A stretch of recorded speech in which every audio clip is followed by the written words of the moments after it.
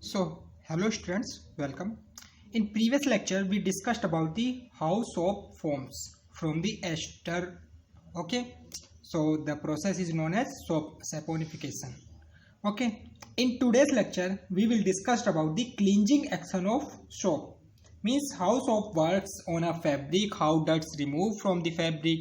Okay, so let us discuss about the complete process, how cleansing action of soap works. So before moving to the cleansing action of soap, let us discuss some basic terms. Okay. So as we discussed earlier, soaps are the fatty acids of sodium stearate. It means it contains two parts. One part is long hydrocarbon chain and second part is carboxylic ion part. ठीक है, जिसको हम आयनिक part बोलते हैं. ये हमारा रहेगा long hydrocarbon. ये है लॉन्ग हाइड्रोकार्बन. इसमें क्या है, COO नेगेटिव, इस पे माइनस चार्ज है, Na पे क्या है पॉजिटिव चार्ज. ओवरऑल क्या है यहाँ पे न्यूट्रल इलेक्ट्रिकली. इसको हम बोलेंगे आयनिक पार्ट.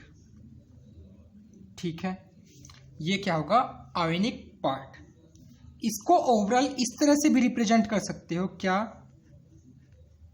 ये लॉन्ग हाइड्रोकार्बन पार्ट होगा. सपोज वॉर्म की तरह, जिसमें से इसका ये सपोज ये इसका हेड है, जिसको COO नेगेटिव कह रहे हैं, नेगेटिव चार्ज, एंड यहाँ पे Na positive charge. It means ये इसका क्या है हेड, और ये इसकी क्या है टेल.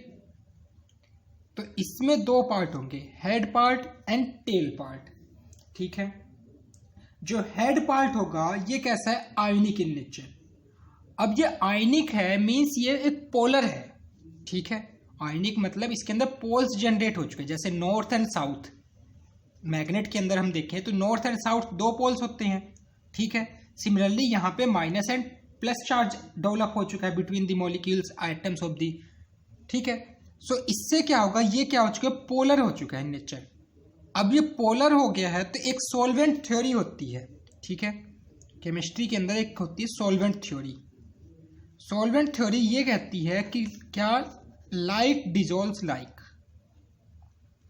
Like dissolves like. बात वही सिंपल सी है कि जैसे अगर सपोज कोई एक अगर आप फ्रेंड बनाते हैं तो जनरली आपका फ्रेंड क्या होगा, ऑलमोस्ट उसका नेचर वही होगा जो आपका होगा, जो आप उसके अंदर पसंद करते हैं. ठीक है, जनरली इट मीन्स जैसा आप है वैसा ही आप अपने फ्रेंड को चाहते हैं. It means like dissolves like. Similarly solvent के केस में भी क्या होगा, अगर सपोज हम किसी सॉल्यूट को डिजोल्व कर रहे हैं सॉल्वेंट में, तो वो उसके अंदर सॉल्यूबल तभी होगा जब उसके पास वो क्या हो, सेम प्रॉपर्टी हो. Means like dissolves like. So यहाँ पे जनरली जो ये हेड पार्ट है इसका, ये होता है पोलर इन नेचर. कैसा है, पोलर इन नेचर. जो वाटर मॉलिक्यूल होता है वो भी हमारा क्या होता है पोलर इन नेचर. वाटर भी कैसा है पोलर इन नेचर. ठीक है, जबकि हमारे ऑयल होता है, फैट हो गया, ये हमारे क्या हो गए नॉन पोलर. फैट्स क्या है नॉन पोलर.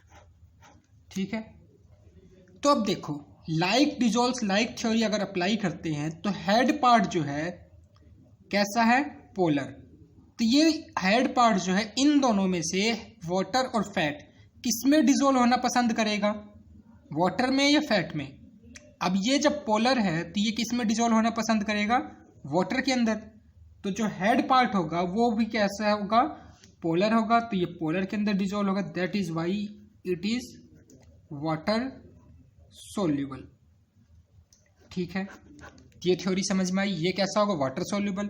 अब टेल पार्ट कैसा है नॉन पोलर.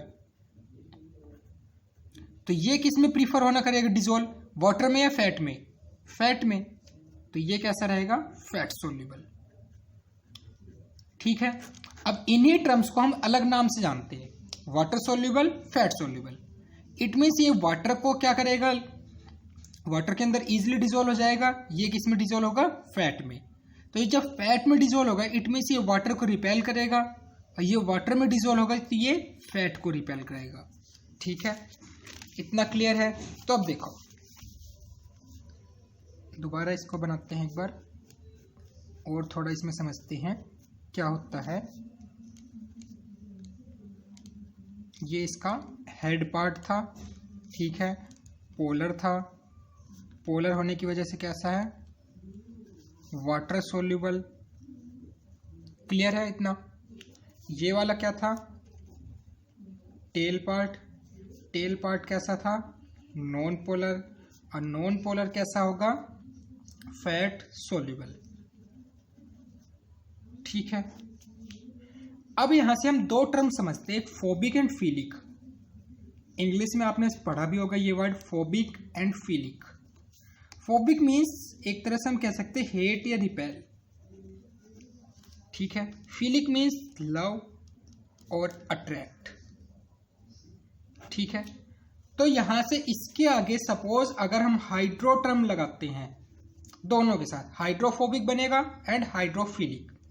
हाइड्रोफोबिक, हाइड्रो मतलब वाटर, तो अब वर्ड क्या बनेगा, अगर हाइड्रोफोबिक आ चुका है इट मीन्स वाटर हेट या वाटर रिपेलिंग। हाइड्रोफिलिक हुआ तो वाटर लविंग या वाटर अट्रैक्टिंग, ठीक है। दूसरी टर्म होगी हमारी लायो। लायो मतलब फैट, वो फैट को क्या बोलते हैं, लायो। तो अगर लायोफोबिक है इट मीन्स फैट रिपेलिंग, और लायोफिलिक है तो इट मीन्स फैट लविंग या फैट अट्रैक्टिंग। तो देखो ये कैसा है, फैट सोल्यूबल, इट मीन्स ये फैट लविंग होगा, तो इसको क्या कह सकते हो, लायोफोबिक या लायोफिलिक, लायोफिलिक, क्योंकि ये फैट सोल्यूबल है। और वाटर को रिपेल कर रहा है तो इसको हम क्या बोल सकते हैं, hydrophobic as well, lyophilic and hydrophobic, दोनों में से कोई भी टर्म यूज कर सकते हो इसको, चाहे तो लायोफिलिक कह दो चाहे हाइड्रोफोबिक। तो लायोफिलिक एंड हाइड्रोफोबिक जो टर्म होगी क्लियर है। अभी यहाँ पे ये वाटर सोल्यूबल है, तो जो water soluble means water loving है, वाटर लविंग होगा तो हाइड्रोफिलिक, ठीक है। और जब वाटर लविंग है तो फैट को क्या करेगा, रिपेल करेगा। फैट रिपेल के लिए हमने क्या वर्ड लिया, लायोफोबिक, लायोफोबिक। सो इजिली हम गेट कर सकते हैं। तो ये चीज़ हमें पता लग गई कि सोप का जो सोडियम स्टेरेट होगा उसके पास दो पार्ट होते हैं, एक हेड पार्ट एक टेल पार्ट। हेड पार्ट होता है वाटर सोल्यूबल, टेल पार्ट होता है वाटर इनसोल्यूबल कह सकते हैं या फिर फैट सोल्यूबल, ठीक है। तो अब एक चीज़ याद रखनी है, जब भी हमारे फैब्रिक्स में, क्लॉथ्स में जो डर्ट होती है, ठीक है, डर्टी होते हैं, मोस्ट ऑफ क्या होते हैं, फैट और ऑयली डर्ट होती है, ठीक है। इट मीन्स उसका नेचर कैसा है, फैट और ऑयली नेचर होगा। ये बात माइंड में अभी याद रखनी है, अभी इसका कॉन्सेप्ट यूज होगा। क्लियर है, ये चीज़ समझ में आ गई सोप्स के बारे में। इसके पास दो पार्ट होंगे, एक हाइड्रोफोबिक पार्ट होगा, एक हाइड्रोफिलिक पार्ट होगा, ठीक है। और इसके पास क्या, अब देखो क्लियर है इतना, ये सारे कॉन्सेप्ट क्लियर है। Head part, tail part, polar, non polar, fat soluble, water soluble, कौन हाइड्रोफोबिक होगा कौन हाइड्रोफिलिक होगा। अब क्या होगा, इसके पास ये कैसा है, आयनिक पार्ट, ये कैसा है इसका नॉन आयनिक पार्ट, ठीक है। टेल पार्ट कैसा है, नॉन आयनिक। तो क्या होगा यहाँ पे, ये जो आयनिक पार्ट है, जब बहुत सारे यहाँ पे क्या होंगे, वाटर मॉलिक्यूल्स, ठीक है। जब क्या होंगे, बहुत सारे यहाँ पे सोप मॉलिक्यूल्स हो जाएंगे, ठीक है। जब बहुत सारे सोप मॉलिक्यूल्स एग्रीगेट होंगे, ठीक है, बहुत सारे सोप मॉलिक्यूल्स एग्रीगेट, तो ये जो सोप के मॉलिक्यूल्स होंगे ये जब एक साथ आएंगे तो अपने आप को कुछ इस फॉर्म में एग्रीगेट करेंगे, क्योंकि इसके पास क्या होते हैं, दो पार्ट होते हैं, एक ही टेल पार्ट एक ही हेड पार्ट। हेड पार्ट कैसा होता है, आयनिक इन नेचर। तो ये जो आयंस होंगे आपस में क्या करेंगे, रिपेल करेंगे। तो रिपेल होने की वजह से क्या करेंगे, ये अपने आप को स्पेशल स्ट्रक्चर में अरेंज कर लेते हैं। वो स्पेशल स्ट्रक्चर कैसे होगा, ये सपोज इसका हेड पार्ट, ये इसका टेल पार्ट, ये इसका हेड पार्ट, ये इसका टेल पार्ट।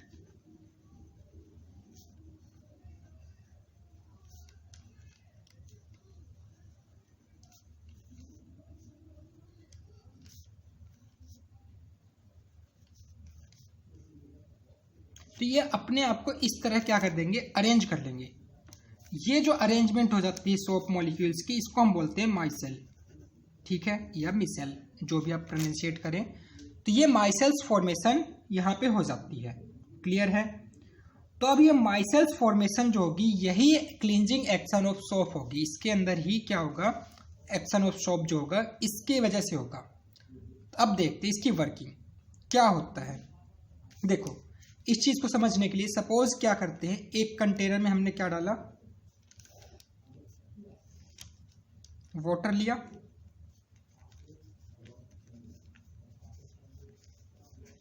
ठीक है, इस कंटेनर में हमने वाटर लिया, इसमें हम ऐड क्या करेंगे, सोप। सोप जब ऐड किया इसके अंदर तो क्या हुआ, ये कुछ सोप के मॉलिक्यूल्स रहे होंगे, माइसेल्स बना रहे होंगे।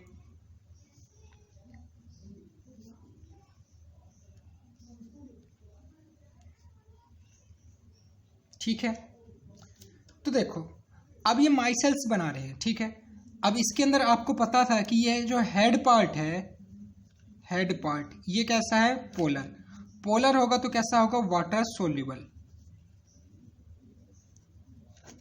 ठीक है, ये जो टेल पार्ट थे, ये टेल पार्ट है इसका,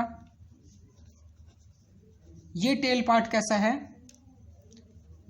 वाटर इनसोल्यूबल, या फिर ये कह सकते हो ये कैसा है, फैट सोल्यूबल।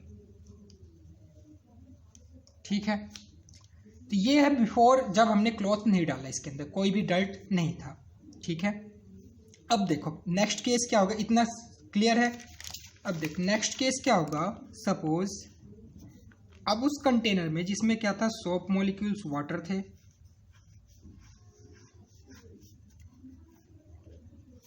ये है सोप प्लस वाटर, इसमें हमने कोई भी क्लॉथ डाला। ठीक है, क्लॉथ में से क्या होगा, डर्ट पार्टिकल्स निकलेंगे। सपोज मैं इसको डर्ट पार्टिकल्स कह देता हूँ, ये डर्ट पार्टिकल्स हुआ।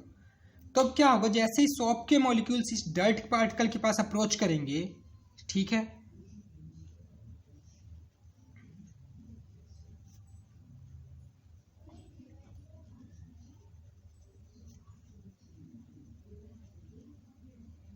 क्लियर है।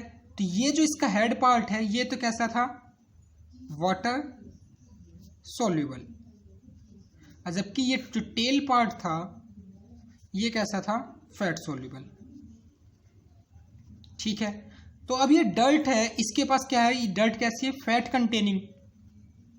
और अभी हमने सॉल्वेंट थ्योरी पढ़ी थी कि उसके अकॉर्डिंग लाइक डिजोल्व्स लाइक।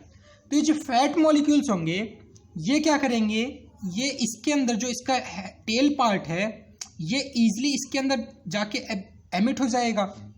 ठीक है, तो इसके जो टेल पार्ट होगा ये जाके इस डर्ट के ऊपर स्टिक हो जाएगा।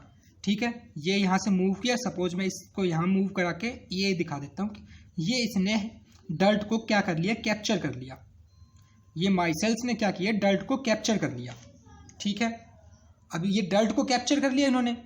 क्लियर, अब ये डर्ट कैप्चर हो चुकी है, तो जैसे ही अब इसको इसमें क्या करोगे, फैब्रिक के ऊपर क्या है, सोप मॉलिक्यूल्स लगाए, सोप मॉलिक्यूल्स की वजह से जो उसके अंदर डर्ट थे उसको माइसेल्स ने कैप्चर कर लिया। अब जैसे ही क्लीन वाटर डालोगे, क्लीन वाटर डालोगे तो ये जो होगा माइसेल्स उस डर्ट पार्टिकल को अपने साथ लेके यहां से क्या हो जाएगा, हट जाएगा। मीन्स इस तरह से हम कह सकते हैं, ये सपोज है, ये यहां पे dirt particles,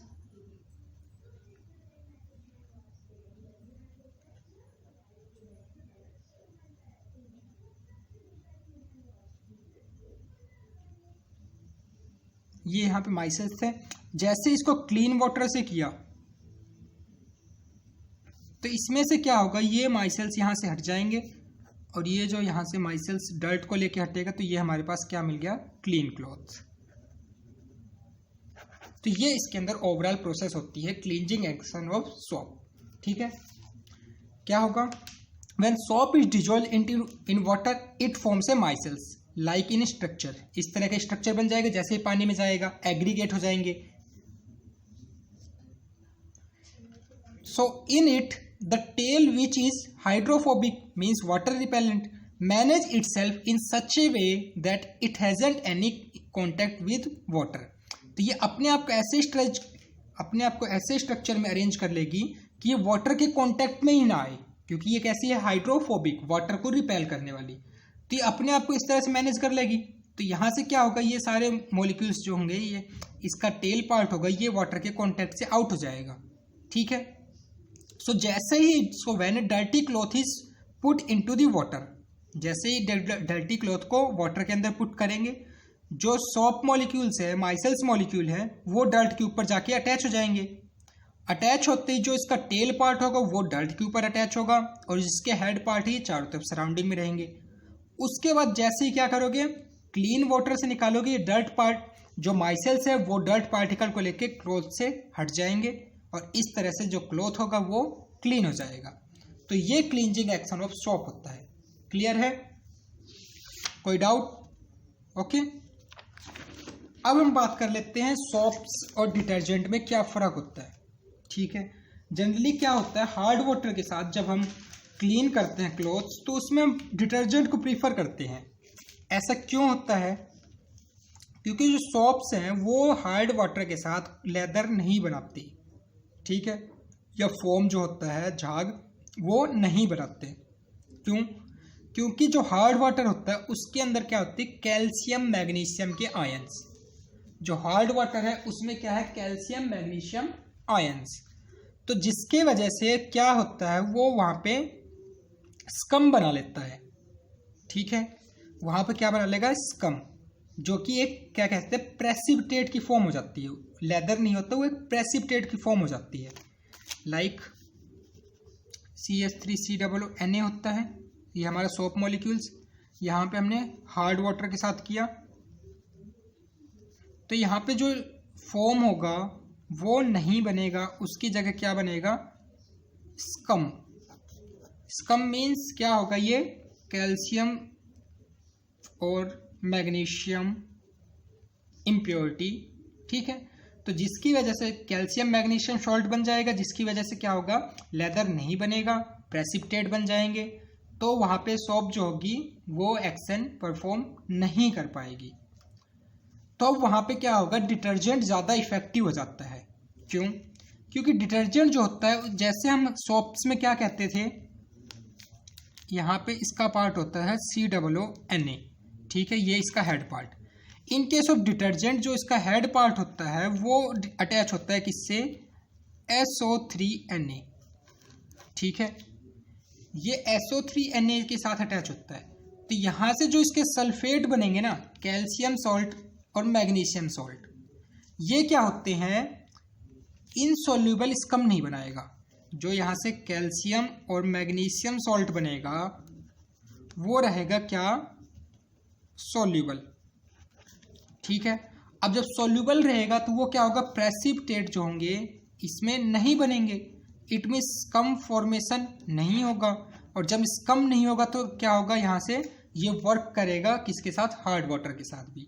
that's why detergent are preferred over soaps in case of hard water. Clear है? दोबारा एक्सप्लेन कर देता हूँ। हार्ड वाटर में क्या होता है, कैल्शियम और मैग्नीशियम, ऐसे याद कर सकते हो, H2O plus calcium plus magnesium. ये सपोज हमारा हार्ड वाटर हो गया। अब जब सोप मॉलिक्यूल के साथ करोगे तो इसके साथ जो सोडियम है, ठीक है, ये कैल्शियम और मैग्नीशियम जो है सॉल्ट बना लेगा। वो सॉल्ट क्या होता है, प्रेसिपिटेट हो जाती हैं, या फिर ये कह सकते हैं वाटर के अंदर क्या होगा, इनसॉल्युबल रहेगा। और जो चीज़ इनसॉल्युबल होती है वही प्रेसिपिटेट बना लेंगे। तो प्रेसिपिटेट बनाने की वजह से वो वहाँ पे स्कम फॉर्मेशन हो जाएगा, और वहाँ पे वो जो क्लींजिंग एक्शन होगा वो सोप लेदर फॉर्मेशन नहीं होगी। But in case of detergent जो होंगे SO3Na कंटेनिंग होते हैं, तो ये कैल्शियम और मैग्नीशियम सॉल्ट के साथ क्या बनाएंगे, एक सोल्यूबल सॉल्ट बनाते हैं। तो वो जो सोल्यूबल सॉल्ट होंगे, इट मीन्स वहाँ पे प्रेसिपिटेट नहीं बनेंगे, और प्रेसिपिटेट नहीं बनेंगे तो कोई स्कम फॉर्मेशन भी नहीं होगा, और जिससे वो ईजिली परफॉर्म वर्क कर सकते हैं हार्ड वाटर के साथ। ठीक है। That is why detergents are preferred over soaps. So that is the complete chapter of class 10th, that is chapter 4, carbon and its compound. Okay.